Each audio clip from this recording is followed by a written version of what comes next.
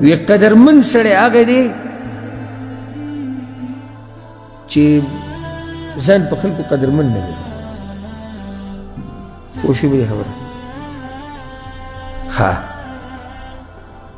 او وی هغه سړی ډېر عزتمند دی چې ځان په دې خلکو عزتمند نه ګڼي.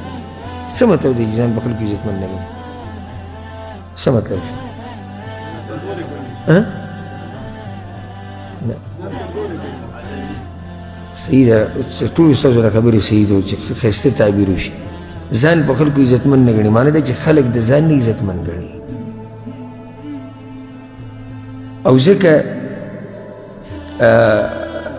بعض علماو دا تعریف کړی دی لکه یوسف ابن اسباط رحمه الله، د هغه نه چا تپوس وکړو دا جزي څه ته وایي؟ لنډ مې پرې پوه وکړه، لنډ.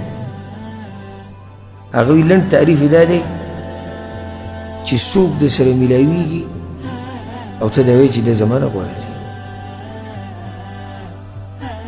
ځکه د سلفو دا طریقه وه چې کله به ورسره مسلمان میلاو شو، د مسلمانانو خبره چې کله به ورسره مسلمان میلاو شو عمر به یې ترې زیات و، وایي زمانه غوره دی، نیکیانې ډېرې کړي دي، او چې عمر به یې کم و وایي زمانه غوره دی، ګناهونه به یې کم کړي، خو ځان به چېرته اوچت نه ګڼي. دې ته عاجزي وایي.